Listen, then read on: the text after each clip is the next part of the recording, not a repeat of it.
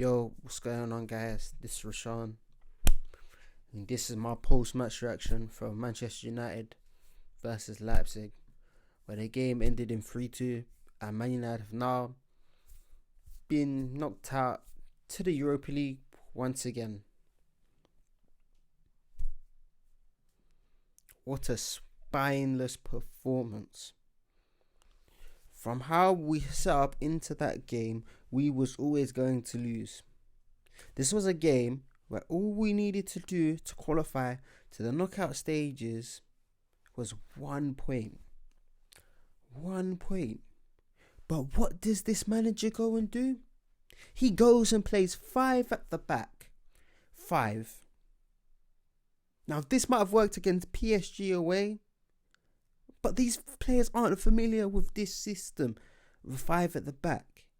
And it wasn't going to work against Leipzig because it's negative football. We are Manchester United. Why are we playing with 5 defenders? 5. I just had to pause there because I'm just thinking, we went into a game we had to win or draw with 5 defenders.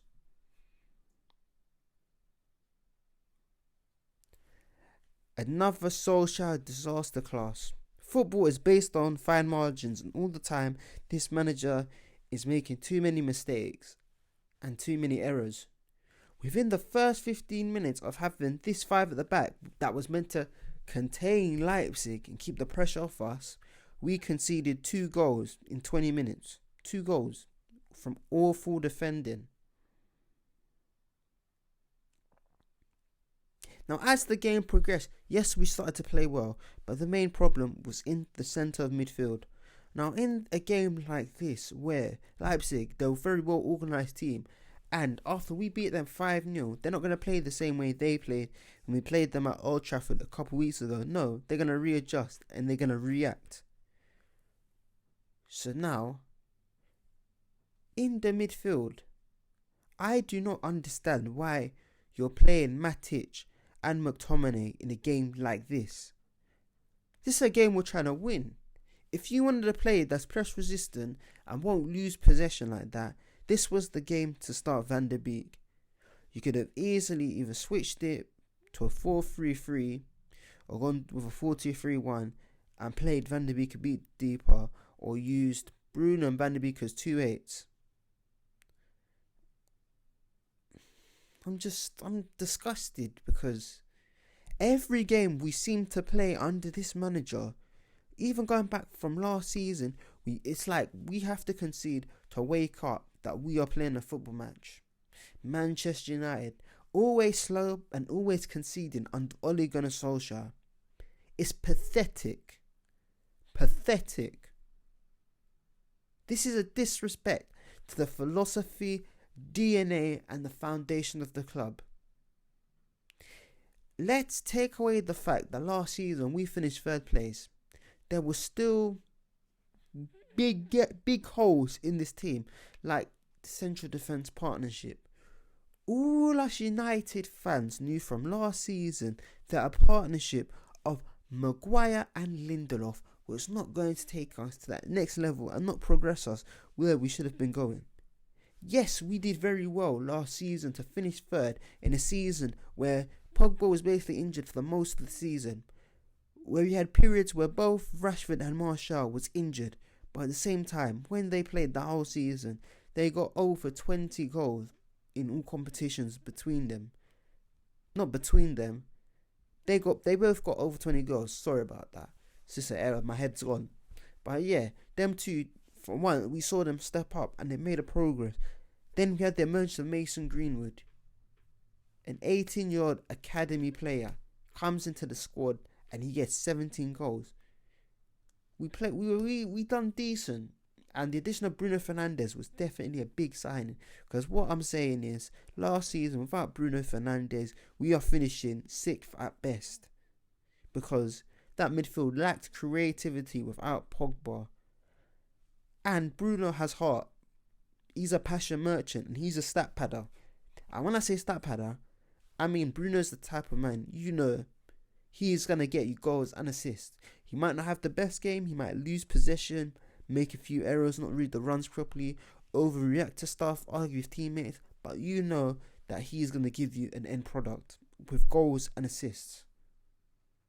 Today, the whole setup was wrong. Now, half time, we're 2-0 down.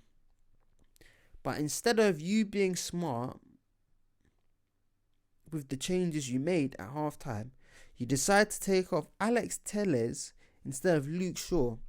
Now, from when we done that, I knew it was a long second half because Luke Shaw has just come back from injury and he is an injury-prone player. He should not have been starting this game in the first place. It's a disgrace that you're risking an injury-prone player in a decisive game like this where we didn't need to play him. It wasn't life or death if Luke Shaw started. Yes, I get he's reliable defensively, but we didn't need to play him. You should have easily done a 4 at the back of Wan-Bissaka, Maguire, Lindelof and Telles, and we would have played better and defended a bit better. But even when you made that change now, the game flowed, and then, what happens now? Luke Shaw gets some kind of injury and is taken off for Brandon Williams. Big mistake. I like Brandon Williams, young academy player, but on the left side, when we're attacking, it's not going to flow because he's a right-sided player, which means that instead of being able to shoot crosses when he's driving on the left, he's always going to have to revert the ball back to his right foot and pass back, which means that it slows down the play and slows his breaking down. Whereas Telles is a very good crosser from what I've seen of him so far. He can take set pieces and he can take corners. Now, as the game advanced, we got a penalty. It was a soft penalty, but once again, Manchester United strikes again and we get a penalty. And Fernandes strikes. Then you make another substitution. And what I don't understand is, why would you take off Matic? I get Matic is immobile. But this guy, for someone of his age, he is the only midfielder that we know can play as a defensive midfielder on their ones and do a very good job. But instead, you sub him and you keep on McTominay. Awful decision. McTominay is not good enough to be a starter at Man United. Maybe a squad player, but as a starter, no, he's not good enough because he's not good at carrying the ball that well. Although he's a tall lad, he's not really that physical or really good at retaining possession. And I believe keeping him on was a big mistake. Now, we get to a place where we get a corner and Pogba strikes and gets that header. Big up Pogba for that. Because that was a big moment. And I thought we would have gone on. We could have got an equaliser. But no. The game went on and unfortunately we didn't win. And I was frustrated because how we played and how we got embarrassed tonight could have all been avoided if the manager had just picked the right lineup and didn't make all these changes. Big changes like this didn't need to be made for this game. We played on Saturday and our next game's on Saturday, which means that the players would have had enough time to rest and recover. Paul Pogba changed that game when he came on the pitch. Now, I don't know if the original plan before Mineralla's comments was for you to start him, Ole, but either Pogba or Van der Beek should have started today. Now I'm going to address Harry Maguire. You are the captain of Manchester United Football Club. And what have you done? How have you improved since you got that armband? When a player is given an armband, you expect something more to come from them. A bit more heart. Improve a bit more in their position. So for Maguire, I'd expect you to become more solid defensively. A bit more of an aerial presence. But no. The third goal was your fault because you hesitate to come and get the ball, and then De Gea hesitates to come out of his goal to capture the ball, and Leipzig score again. Well done, captain. Our leader. The man that holds the armband. The same man that was getting a mix-up in Greece. If I have to be honest, Maguire should have been stripped of that armband from that incident in Greece. Whether he was innocent or guilty. You, as a Manchester United football character, should not be getting into that incident. And you're not a leader like that to be getting the armband. How can you not even be at the club for 3 years and the manager gives you the armband? That's disgraceful. I believe the pressure of the armband has gotten to him. And yes, last couple of weeks since that Tottenham game, he's improved. But anytime we're down or we're not playing well, I don't see Maguire grabbing the game by the scruff of the neck or telling the man, them other players, come on guys, let's show a bit of fight, let's show a bit of heart, let's come back, let's stop starting games slow. I don't see that. I just see a man that's just quiet, and anytime he comes in interview, there's no passion, nothing. Give the armband to Bruno Fernandes or Marcus Rashford, because they're two players that actually care about the club and have some heart. Give one of them the armband right now. Now, I'm going to address Solskjaer. This to you, Ole. Leave the club now. Save your United legacy. Because you as a manager is not good. Because football, as I believe I said at the beginning of the video, football is based on fine margins. And you keep making too many errors in terms of team selection, tactics, player performances, and actual development of players. In your time as Man United manager now, in 2 years, I'm questioning, who have you actually improved? Who have you improved? Now, some people might say, Martial and Rashford has improved. McTominay, Fred, Lindelof, Shaw. But at the same time, we have to question, has the manager's culture really improved them, or has it just been their natural development as footballers getting better? You think about that. From when we're losing Tottenham at home to Tottenham 6-1 under Mourinho, you should be sacked. Because how you started this season is utterly disgraceful. Paul Pogba had COVID-19 before the start of the season. But you as the manager, made man start the first couple of games when he probably wasn't fully fit or in match fitness. You let him start the first couple of games and had a new signing, Van der Beek, sitting on the bench when he hadn't played for months. But you had man sitting on the bench where he could have, I don't know whether he would have played that well, but maybe he would have had an impact. Because if we look back at the Crystal Palace game, remember, he scored in his first appearance at Old Trafford. He scores. So that tells me something. And this is a player that's come from Ajax, one of the elite football academies in world football. This is a disciplined midfielder, box to box, very good on the ball, press resistant.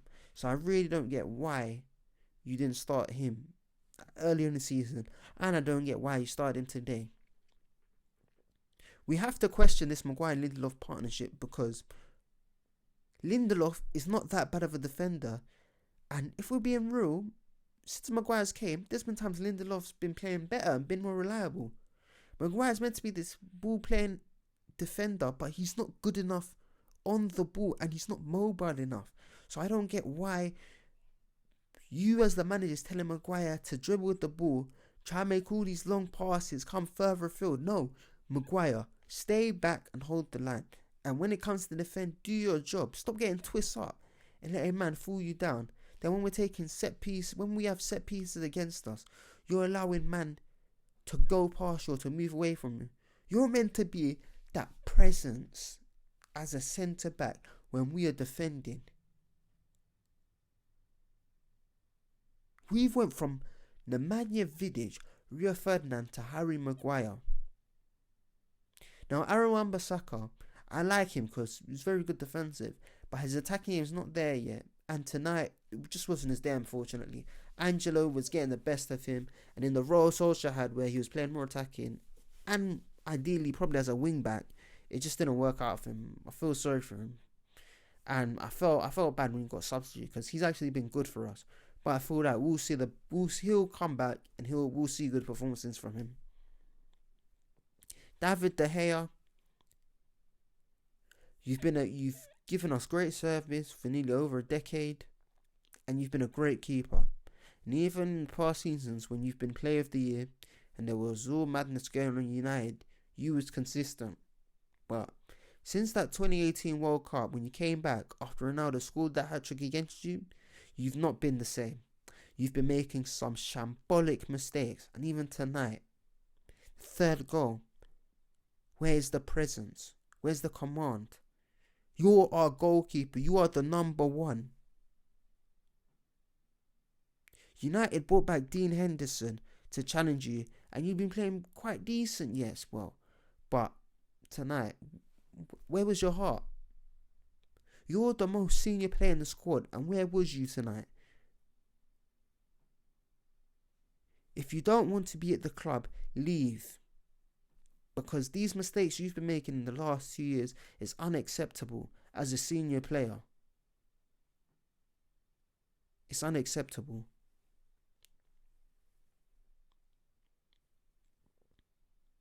McTominay, decent player, but he's just not good enough. He's not good enough. And I don't get why in a big game like Leipzig would you play him? Why? You could have gone with an experienced Matic. Yes, Matic doesn't have the legs and isn't as mobile like McTominay. But Matic has been there. This is an experienced midfielder that's won the Champions League, won trophies at his previous time with Chelsea, been a top defensive midfielder in the Premier League in the world. But you bench him for what? For what? Awful decision. But yeah, Ole, leave. You can't start a season like this, and you can't get away with us starting games so slowly and always having to concede goals for our players to react and wake up. The only players tonight that can hold their head high, that actually I can tell you want to be there and you've got some heart, is Mason Greenwood, Bruno Fernandes, Marcus Rashford, Donny van der Beek. That's all I can say tonight. The defence was poor, and Pogba got his goal, yeah, but I don't want to get into the Pogba thing right now because it's long. And I'm getting tired of Mino Raiola. Why? You're an agent. You don't need to always be talking. What other player agent talks as much as Raiola? But I'll get into that another time. All I'm saying is now, for this game against Man City, you lot better pull up your socks and fight, because it's the Manchester derby. Manchester derby. City ain't been playing alright this year, but it's a Manchester derby. You pull up your socks and you go out there and you get a result for the fans. We beat City in the league, home and away last season. Let's beat them at home, and let's do something. My opinion, Solskjaer, you should be sacked in the morning, but that's not gonna happen. So I'm not gonna get into that because it's not gonna happen. Because Man United, as they've done with previous managers, they will wait until it's mathematically impossible for us to qualify for Europe before they sack a manager. Because Ed Woodward and these owners, they do not care. And that's what pains all of us as fans and angers and frustrates us. We are powerless, and these people are just disrespecting our club and disrespecting the legacy of Sir Alex Ferguson and generations of United greats and legends. It's disgraceful. It's upsetting. Ed Woodward, you should leave as well, because what have you actually done? You've disrespected too many players in this club in terms of how you dealt with them, contract extensions, letting players go, giving big contracts to players that didn't need contract extensions. You've not done your job as a CEO, as Man United, and your negligence to hire a director of football is disgraceful. You need to go. Every time some pressure comes into the club or some pressure comes to you to make a decision, you just want to bring out your PR team and make a press one saying, we're backing a manager. We have the club's best intentions. We're always looking to improve Man United. Sign these players each summer. But what have you done? Van Gaal, I didn't like the style of football, but you snaked, man. We won an FA Cup and you sacked, man. Mourinho, third season. All the man asked you to get was a centre back. But you couldn't do it. You didn't do it. Then this summer, the Jadon Sancho saga. All you had to do was pay the money and we get Sancho. Overpriced maybe, but you know what? This is one of the best young talent in world football. But you did not want to pay the money. But then, you're willing to do all these brand deals with all these brands and give big contract extensions to players like Rojo, Jones. Give Mourinho a contract extension in the third season instead of seeing how the season plays out. That's you, Ed. That's you. And lastly, before I end this video, this to the Glazers. Sell the club. Sell it. I see you, man, with the Buccaneers spending all that money, giving Tom Brady them big contracts, and spending all that money in the NFL. You, man, have money. But for some reason, ever since you bought the club, you continue to take money out of the club without investing your own money into the club and putting us in more debt. The reality of how you've been running our club has been exposed in the last 7 years, ever since Sir Alex Ferguson left and David Gill left. Sell the club and get as far away from Manchester United as possible, because we as fans, we're fed up and we're tired. A change has to come sooner or later. It's been 7 years now. We should have established a new DNA, a new foundation, something. The disrespect and the disregard to the legacy of Man United and the club's DNA is awful. But thanks, guys, for tuning in, and there's much more to come, more content to come, where I'll be speaking more about Manchester United, past and present, and a lot more content. Peace.